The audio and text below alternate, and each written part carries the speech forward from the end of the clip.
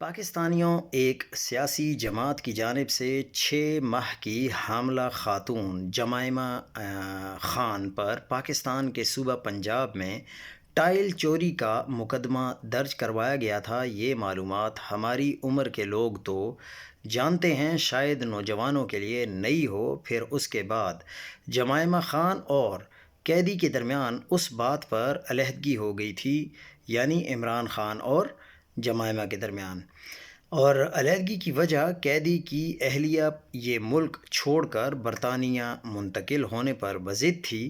اس کا کہنا تھا کہ جس ملک میں قانون کی عملداری نہیں، میں اس ملک میں نہیں رہ سکتی۔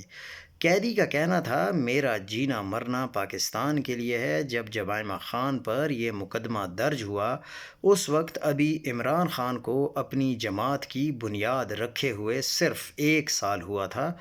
آپ خود اندازہ لگائیں، بیوی کے ذریعے اگر آغاز میں اس شخص کو نہیں گرایا جا سکا تو آپ آج 28 سال بعد پھر وہی حربہ استعمال کر کے اسے کیسے گرا سکیں گے؟ میرا آپ کو مشورہ ہے کہ آپ نے کسی کو شکست دینی ہے تو اپنی کارکردگی سے دیں، عوام کو آسودہ حال کریں، ان کی مشکلات کو کم کریں۔ سیاست آپ کی طرف رخ کر لے گی۔ جب تک کارکردگی بہتر نہیں ہوگی، یہ حربے بھی ناکام ہی رہیں گے۔